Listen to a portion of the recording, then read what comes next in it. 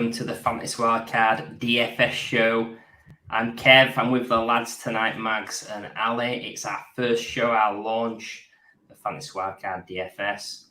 Boys, how are you feeling? I'm excited. I'm going to be upfront and honest. This is my first season playing DFS, so I was saying before we started, I'm going to be the voice of the people here. Anybody new into this game that we're dragging in, I'm right here with you. We're going to try and win a little bit of money together. So any questions I'm asking for you guys. I'm going to try and keep you on track.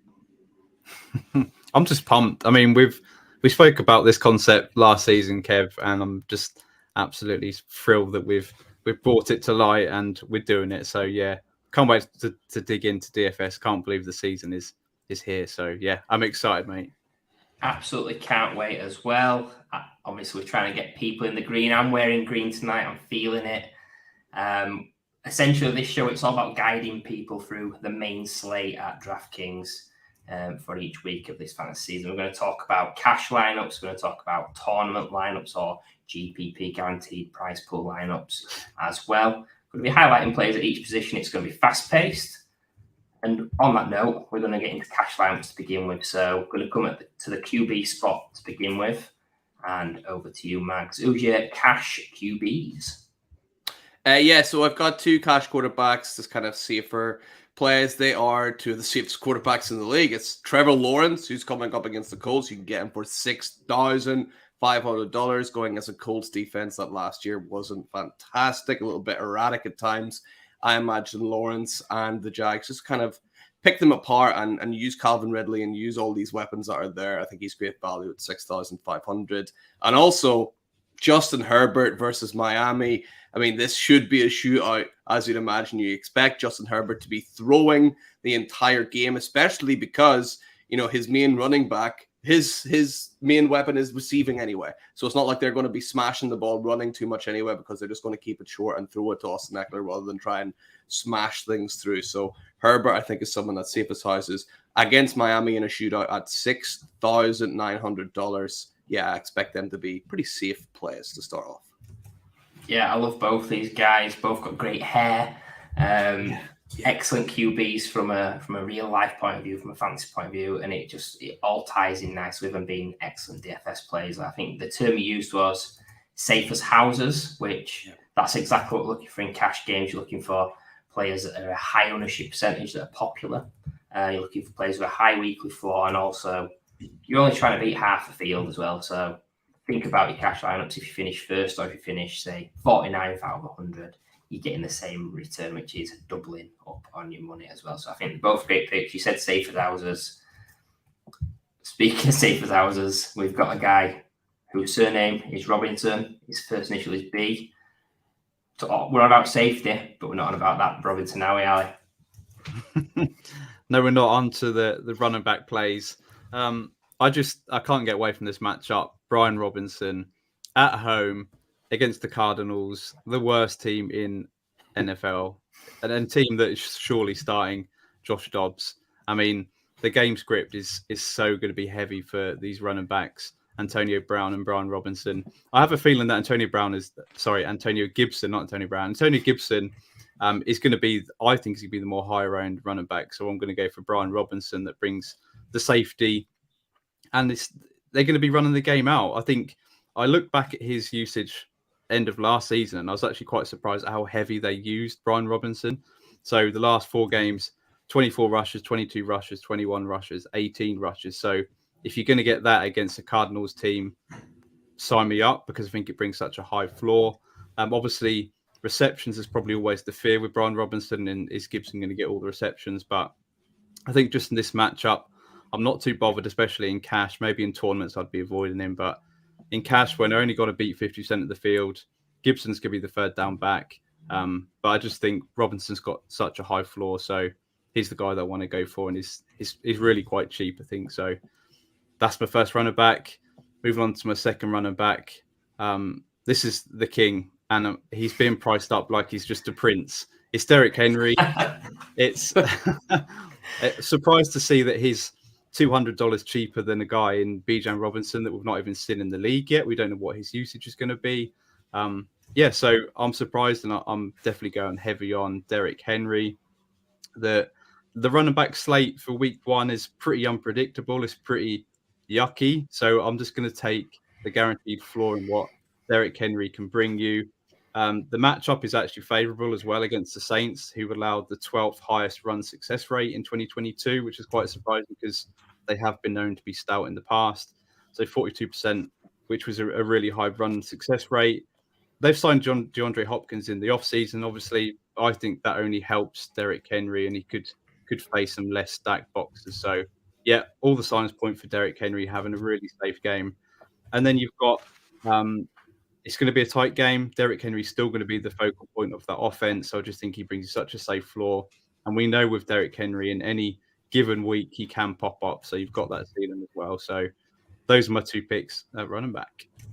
Yeah, I think running back, a lot of it's about volume, and it's a great spot for cash game because it's predicted volume in both of those guys. I think what you tend to find early on in the season as well is that players are underpriced, so you get better lineups. It means you can afford the big hits at running back while a lot of the prices are so low, especially when it comes to your rookies and especially your rookie wide receivers. I think one guy that stood out to me as well was Raheem Mostert, a guy that's fallen into a job on the back of a couple of injuries as well. But I do like both of those picks with Brian Robinson, who's safe and unsexy, and Derrick Henry, the prince, we're going to call him from now. Maybe he'll be king if he comes home with the goods. But yeah, we're going to move on to wide receiver now, and I'll be talking through the cash picks at wide receiver. First one is Cortland Sutton, 5,200 versus the Raiders. A little bit like mentioned there with Raheem Mostert, he's essentially the number one focal point based on injuries to Jerry Jeudy in this instance. So I think automatically becomes in play because of that.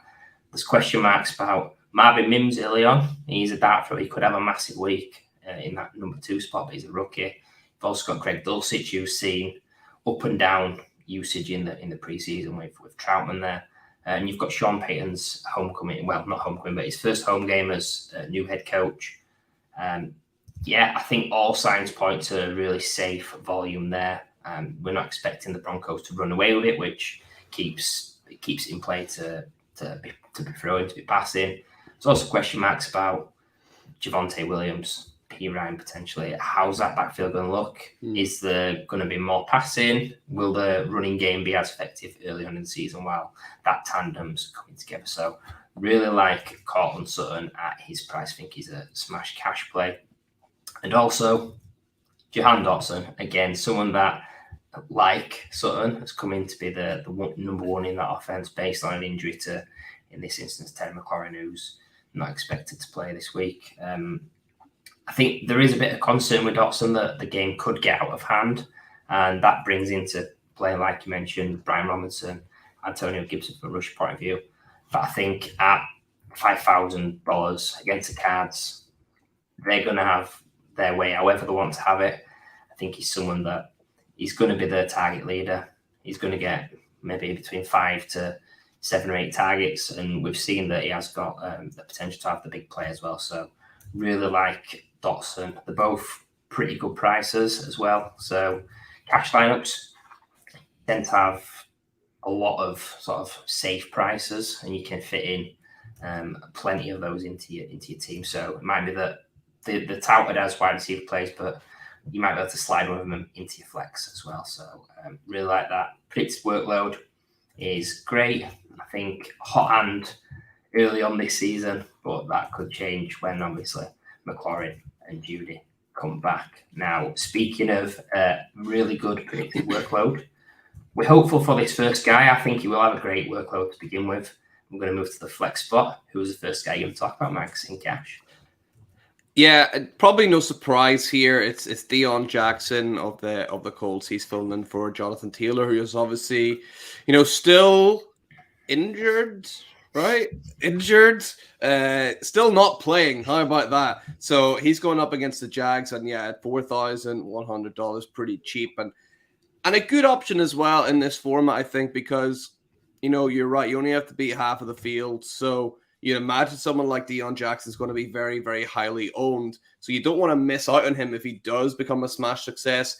And if he's a bit of a flop, then he's flopping for, most people anyway. So it hopefully won't hurt you too much. So I think that he's a good safe play in there. Even though he's coming up against the Jags, he'll still see quite a lot of workload there for the Colts, you would imagine. And then the second one, Kev can you see Kev itching for me to say this name? And I know you're all wondering, what Panthers wide receiver is it going to be? It's Adam Thielen. Dare I say his favorite one? I'm not sure though, but I think maybe the softest spot for Adam Thielen. He's at $4,600 versus the Falcons. I just really like the relationship that him and Bryce Young seem to be building up. They look pretty good in preseason. He's going to be looking for a veteran target, a savvy guy. I think Adam Thielen's going to be there for him and a safe target. And it's Adam Thielen. He's going to be there in the red zone as well. Expect him maybe to pick up a touchdown or so as well.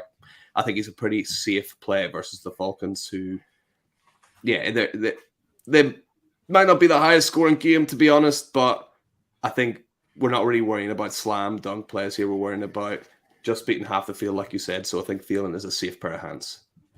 Yeah, I love the Deion Jackson pick. I think he did really well in his games last season when he was filling in. And I also like the fact that you've spoke about running back in the flex spot. Again, cash games, you're looking for predictive volume for safety, and having that third running back in the flex spot is a great shout.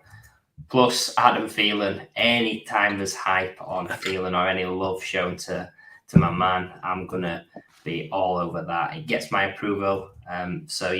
He might be a slow bite dude, but keeping on that Fort train, we're going to move to the cash tight end plays of the week. And over to you, Ali. Who's your slow white dude? So my slow white dude is the guy that is now the highest earning tight end in the league, actually. Just got paid this week. It's TJ Hawkinson. It pains me because it is against my Buccaneers, but I do think he's going to have a fantastic game. My Bucs ranked 29th against the tight end position last season, so I know things have changed. Not much have changed on the Bucs offense, so believe that to be pretty similar going forward. He appears to be ready week one. He was a full participant last week in practice, so all signs point to him starting game one. He is the second most expensive tight end on the slate, which I don't tend to pay up for tight end, but I think he's going to give you such a safe floor with a high ceiling. And I do think, thinking about the matchup, that the Buccaneers offense, I think, are going to be able to move the ball on Minnesota, because I think Minnesota's defense is absolute trash. So I think it's going to be a pretty high scoring game. The Vikings are going to win. Their team implied total is 26, which is the joint fourth highest of the week. So I think it's a good bet for Hawkinson to score a touchdown and give you a decent floor with that high ceiling. So TJ Hawkinson, I'm having in a lot of my cash lineups this week. Then the second one, this Kev show. This is because I've gone for his favorite. We've got his favorite wide receiver in there. Now I'm going for his favorite tight end in David Njoku at 4,200. I think this is the point where I think it's the right price point for David Njoku. I think it's in a game that I'm actually targeting this week. I think it's going to be a high scoring game. He actually had his second best week of the year last year against the Bengals, who ranked 23rd against tight ends in 2022. And then we hear in the offseason that the Cleveland Browns are going to be more pass heavy. So I think they're going to need to be in this game as well. It looks like, I think Joe Burrow is going to be back and he's going to be fine. We know how explosive that offense is going to be. Again, it's another high over under of 47. I think that could reach the higher quite easily. So looking at cash in terms of tight ends, we look for safety, someone that could see 7 targets or a touchdown. So I think David Njoku is good for 7 targets. I think he's also good for a touchdown. So he threatens both of them scenarios. And I just think the Browns are going to have to score touchdowns to keep up. And David Njoku is a big touchdown target. So I think I'm going for the safety of David Njoku. Yeah, I was just joking about Hawkinson being slow and white. It's just he's not as fast as the elite guys, but he is pretty quick. Well, he's faster than me, definitely. But just this show does keep getting better. Adam Thielen, David Njoku, it's definitely the best DFS show we've put out as Fantasy Wildcard as well so far. So great effort on that. We're now going to move to the cash defense and special teams plays, and I mean, we had to give a bit of a homage to NFL T-Strack, Tom Strachan, a guy that's been an inspiration for us to jump into DFS. And what a better way to give him a little high five than mention the Ravens, $4,000 versus the Texans. I think there's a lot to like in this. The fact that they're big favourites at home. You've got a rookie QB in CJ Stroud coming to visit the Ravens in his first NFL game. I just think it's going to be a blowout win for the Ravens, and there's going to be plenty of opportunities for sacks, turnovers, and to do whatever they want. It is a bit of a pricey play at 4,000, but in cash lineups, if you've got, say, your Deion Jacksons in there, etc., you're going to have plenty of cash to spare and pay up at defense special teams. And you're looking for a pick that's going to be high owned, and a lot of people will be going onto this move if they have the cash. But if they're not on that, I think the other one that's obvious pick is the Commanders against the Cardinals, $2,800. That's got to be the highest owned defense this week for me. Just playing Josh Dobbs or Clayton Tune being favourites. It's going to be however they want it to be. So yeah, Ravens and Commanders are two to round out our cash selections.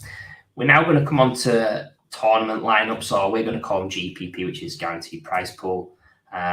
What we're looking for really is low overall ownership, looking for unique plays, unique builds, things like considering stack options and bringbacks against a stack as well. And you're trying to finish first place. So if you come in the middle of the pack in a tournament, it's not great. You want to be right up in the first spot. So coming back to you, Max, for QB, who's your guys?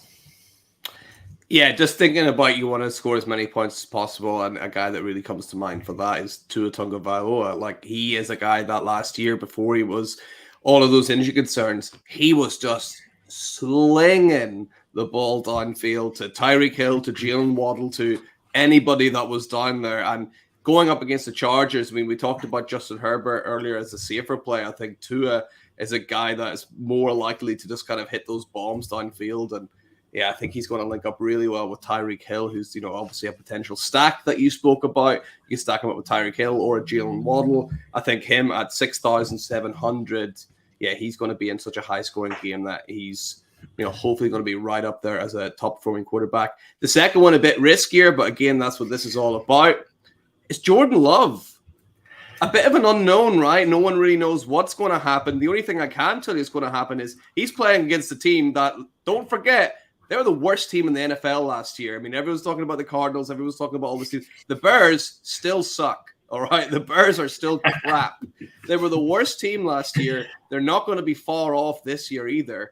So Jordan Love could come in. He's got some young receiving talent all around him. He's good rushing as well. So Jordan Love could be a good option at 5,000 to, beat the ownership as well. I don't think there's going to be a lot of people owning Jordan Love here, so he could be a nice sort of cherry on top of your team. I love those picks. I think with Love being such a low-priced option as well, he'll be low ownership just because he's so far down, and there is that unknown factor. But you're going to be getting some Bears fans and some Fields fans riled with... no one supports the Bears. No one knows a Bears fan. But yeah, we're going to move on to the GPP running back plays now. And again, it's our second high five to Tom to begin. And who you got, Ali? Yeah, so boom or bust play. We want someone that's going to finish number one at the position. J.K. Dobbins has all been boom and bust throughout his career. More probably bust than boom, but this matchup against the Texans is just so juicy. They rank worst run defense in 2022, 170 rush yards per game is terrible. J.K. Dobbins is finally back healthy. There's no disputes. He's ready to roll. Perfect matchup.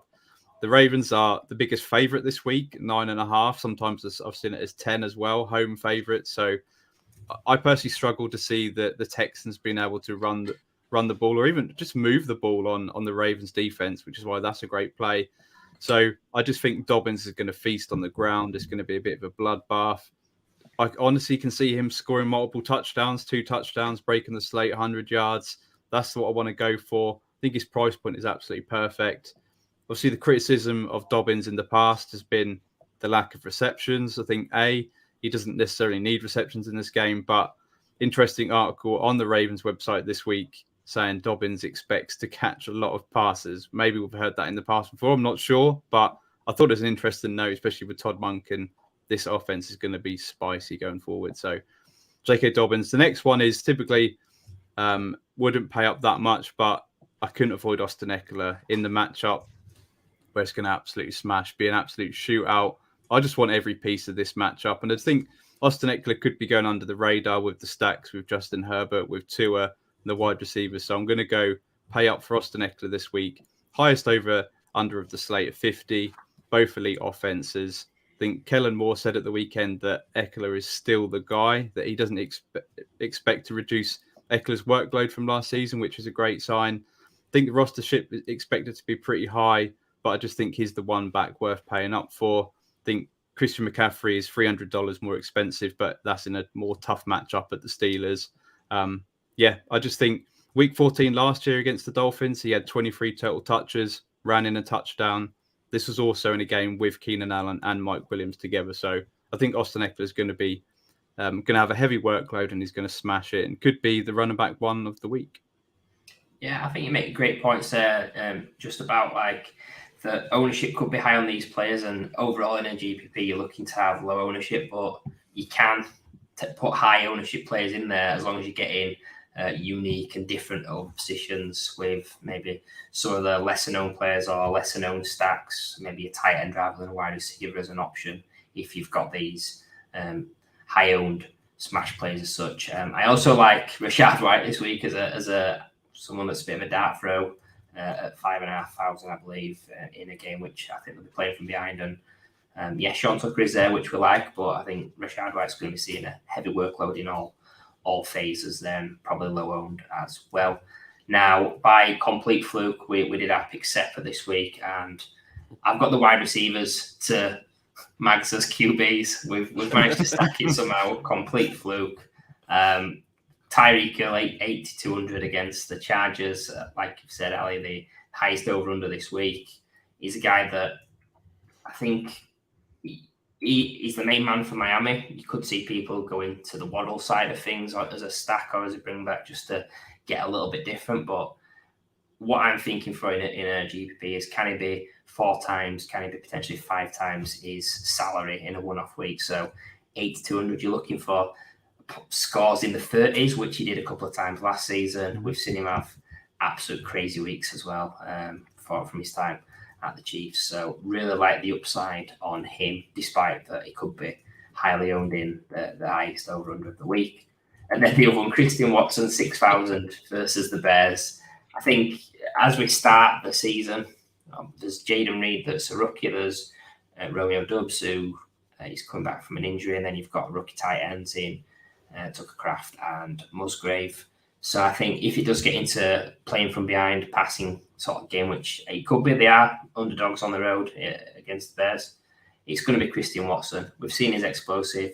We've seen he scores touchdowns. We've seen he can be used as a runner and as a receiver. So there's plenty of ways you can tell a story that he hits 20, 25 points, which that's more than enough for you to really hit the heights with him as your stack. I think with both those selections, from Stack's point of view, there's players on the other side that you can use as well.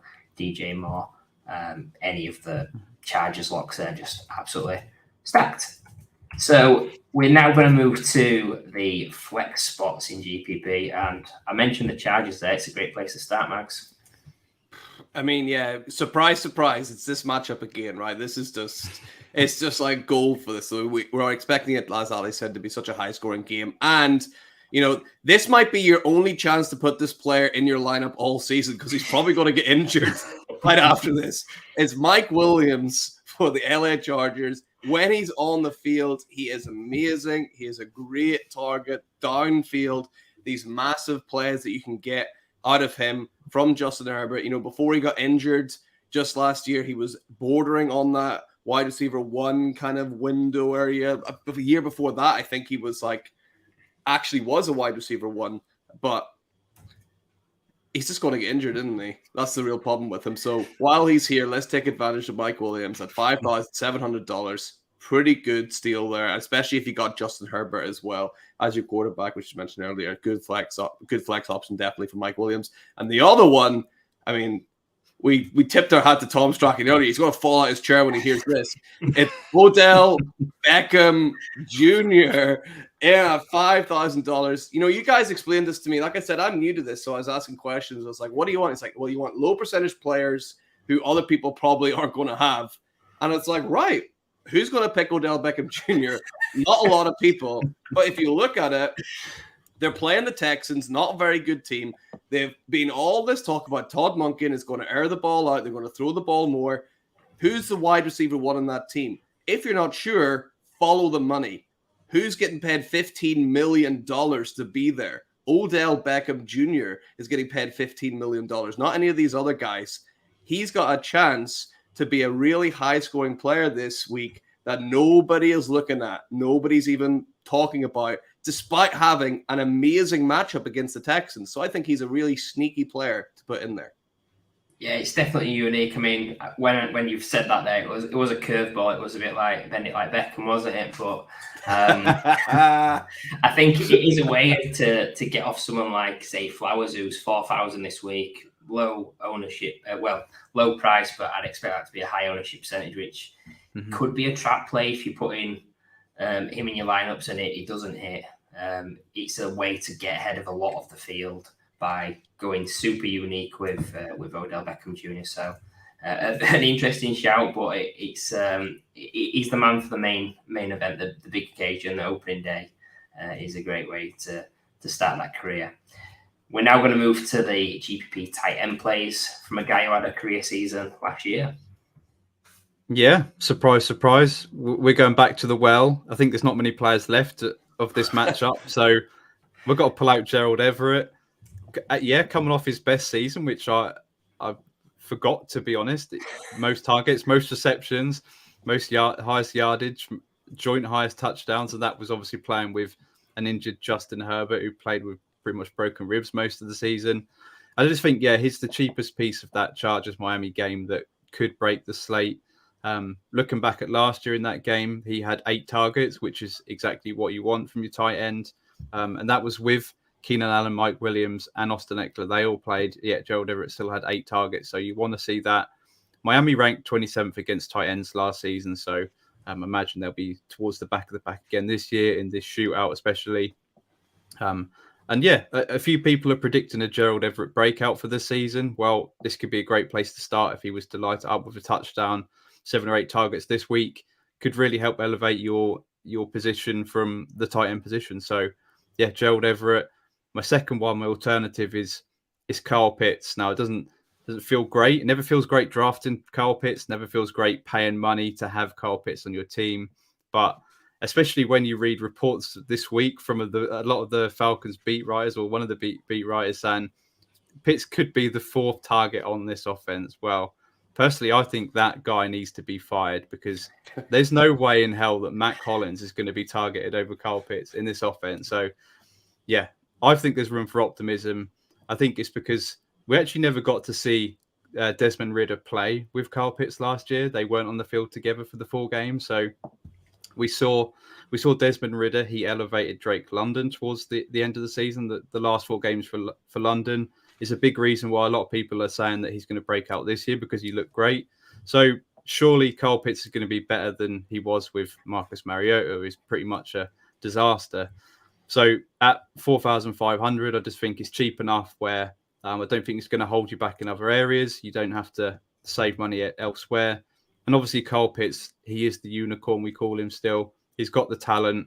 He could break off a big game at any point. So why not in week 1? We're going to, let's see what happens. So Kyle Pitts, I think he's cheap enough and he's got the ceiling to break the slate. So yeah, agreed. Tight end's a mess. I do love these picks. We are not under commission by the Chargers to include players at every position like we have this week, but it just goes to show that the highest over-under on the slate is going to generate a lot of buzz in both cash and tournament lineups. And then just a little bit on Everett he's great if you're double stacking, if you're taking a quarterback, a wide receiver, and another, rather than it be Mike Williams and Keenan Allen go for something a bit different. Go for Mike Williams and Gerald Everett, or Mike Williams and Josh Palmer, something to get you a little bit more unique.